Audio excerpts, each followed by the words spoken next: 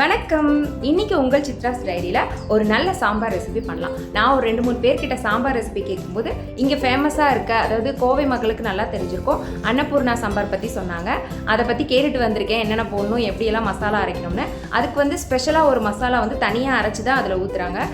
நம்ம எப்பவும் செய்கிற பருப்பு குழம்பு ப்ராசஸ்லேயே ஒரு மசாலா ஆட் பண்ணோம்னா அது அன்னபூர்ணா சாம்பார். இன்னைக்கு உங்கள் சித்ராஸ் டைரியில் சித்ராஸ் அன்னபூர்ணா சாம்பார் பார்க்கலாம் வாங்க. அதுக்கு நான் முதல்ல பருப்பை நல்லா வாஷ் பண்ணி எடுத்திருக்கேன்.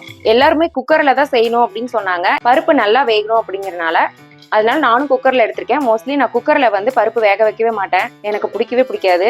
ஆனால் இன்னைக்கு நான் குக்கரில் தான் வேக வைக்க போகிறேன். அதுக்கு தேவையான அளவு தண்ணி ஊற்றிக்கலாம்.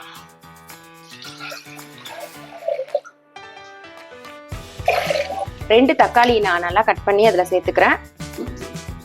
கொஞ்சமாக ஆயில். சில பேர் விளக்கெண்ணெய் ஊற்றுவாங்க, என்கிட்ட இன்னைக்கு விளக்கெண்ணெய் இல்லை, அதனால நான் கடலெண்ணெயே ஊற்றிட்டேன். கொஞ்சம் மஞ்சத்தூள்.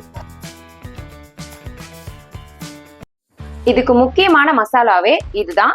இதில் என்னென்ன எடுத்திருக்கேன்னா, 1 டேபிள் ஸ்பூன் அளவுக்கு கொத்தமல்லி எடுத்திருக்கேன். மற்றது எல்லாமே 1/2 டீஸ்பூனுக்கு, அதாவது சீரகம் 1/2 டீஸ்பூன், உளுத்தம்பருப்பு 1/2 டீஸ்பூன், கடலைப்பருப்பு 1/2 டீஸ்பூன் எடுத்திருக்கேன். ஒரு 5-6 மிளகு எடுத்திருக்கேன், அவ்வளோதான். இது எல்லாத்தையும் ஃபர்ஸ்ட் வறுத்து எடுத்துட்டு அதுக்கப்புறமா லாஸ்டா மிளகாவையும் கருவேப்பிலை தலையையும் நம்ம வறுத்து எடுத்துக்கலாம், அவ்வளவுதான். இதுதான் அதுக்கு தேவையான சாம்பார் தூள்.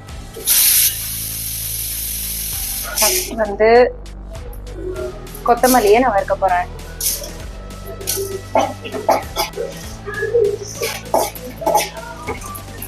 இந்த பருப்பு ரெண்டையும் வறுக்கலாம். டேய், சவுண்ட குறைங்க, எப்படி வீடியோ எடுக்கிறது?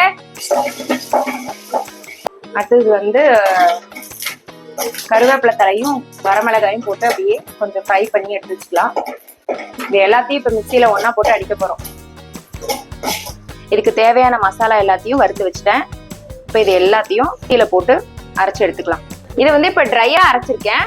இது கூட கொஞ்சம் துருவன தேங்காயும் போட்டு நல்லா பேஸ்ட் பண்ணக்கூடாது, கொஞ்சம் பொறுன்னு இருக்கணும்னு சொன்னாங்க. இப்ப துருவன தேங்காய் ரெடி பண்ணணும்.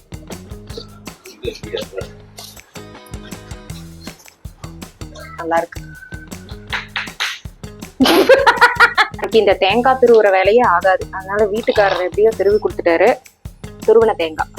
அதையும் அந்த மசாலா கூடயே போட்டு நல்லா மிக்ஸ் பண்ணி அரைச்சிடணும். இது வைசாலி ஸ்கூல்ல எனக்கு கொடுத்தாங்க, அவங்க வீட்டு முருங்கைக்காய். அதுதான் இன்னைக்கு நம்ம சாம்பார்ல போட போறோம். நம்ம எந்த பாத்திரத்தில் சாம்பார் வைப்போமோ அந்த பாத்திரத்தில் நம்ம அரிஞ்சு வச்சிருக்க காயெல்லாம் போட்டுக்கலாம். நீங்கள் எந்த காய் வேணால் போட்டுக்கலாம். என்கிட்ட முருங்கைக்காய் இருந்ததுனால நான் அதை போட்டுக்கிட்டேன். அது கூடவே கொஞ்சம் உப்பு, மஞ்சத்தூளெல்லாம் சேர்த்து வேக வச்சு எடுத்துருக்க பருப்பை அது கூட ஆட் பண்ணிக்கலாம்.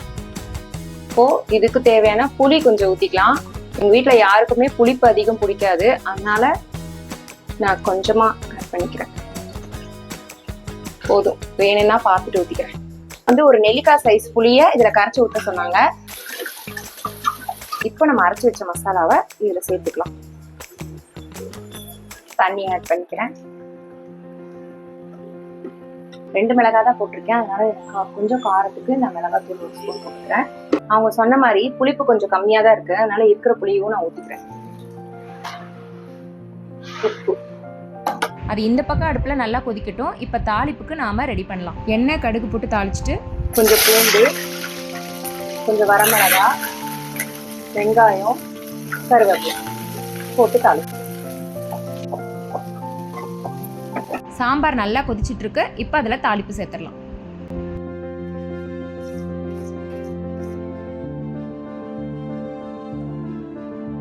மல்லித்தலையை போட்டு இறக்கிட்டோம்னா சாம்பார் ரெடி.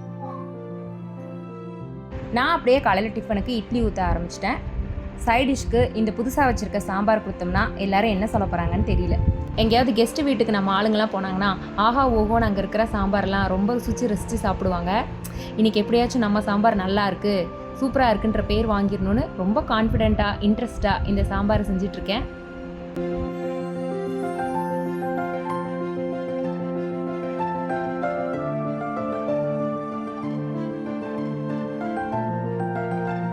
வாங்க இது எப்படி இருக்குன்னு சாப்பிட்டு பார்க்கலாம்.